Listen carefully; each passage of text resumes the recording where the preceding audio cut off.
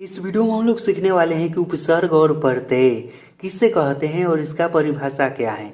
तो चलिए अब हम एक एक करके इन दोनों को समझते हैं। तो सबसे पहले हम यह समझते हैं कि उपसर्ग किसे कहते हैं।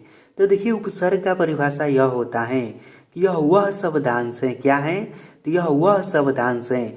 शब्दांश से कहने का मतलब कि शब्द का अंश, शब्द का एक भाग। ठीक, तो उपसर्ग क्या है? तो यह एक शब्दांश है जो किसी शब्द के पहले लगकर उसके अर्थ में परिवर्तन कर देता है।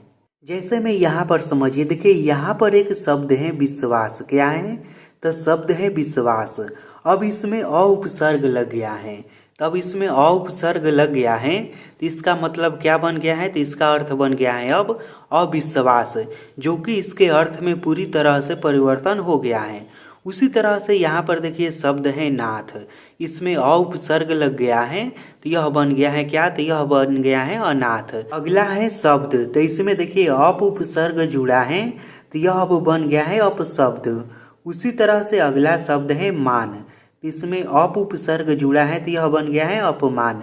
तो इस तरह से हम क्या देखते हैं? इस तरह से हम देखते हैं कि उपसर्ग एक प्रकार के शब्दांश है। शब्दांश से कहने का मतलब कि शब्द का एक अंश है जो किसी शब्द के आगे जुड़कर उसके अर्थ में परिवर्तन कर देता है। अब देखिए यदि आपको उपसर्ग अच्छे से समझ में आ गया होगा तो प्रत्यय भी अपने आप समझ में आ जाएगा। देखिए कैसे, प्रत्यय का जो परिभाषा है ना, उपसर्ग का ठीक उल्टा है। क्या है?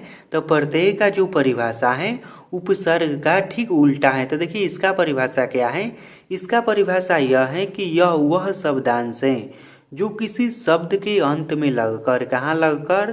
तो जो किसी शब्द के अंत में लगकर उसके अर्थ में परिवर्तन ला देता है, उसे प्रत्यय कहते हैं।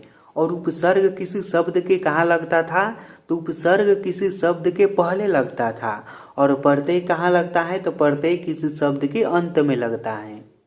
जैसे में यहाँ पर समझिए, यहाँ पर होन शब्द है और इसके अंत में हार लग गया है तो यह दोनों मिलकर बन गया है होनहार, जो कि इसके अर्थ में पूरी तरह से परिवर्तन हो गया है।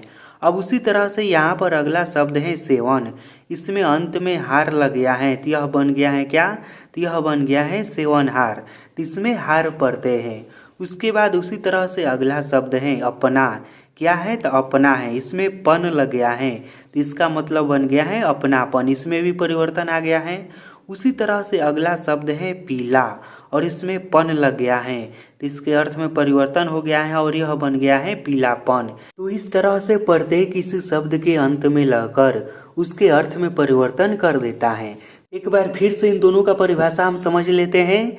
तो उपसर्ग का परिभाषा यह है कि उपसर्ग वह शब्दांश है जो किसी शब्द के पहले लगकर उसके अर्थ में परिवर्तन कर देता है। और प्रत्यय का परिभाषा क्या है? तो प्रत्यय वह शब्दांश है जो किसी शब्द के अंत में लगकर उसके अर्थ में परिवर्तन करता है, उसे प्रत्यय कहते हैं।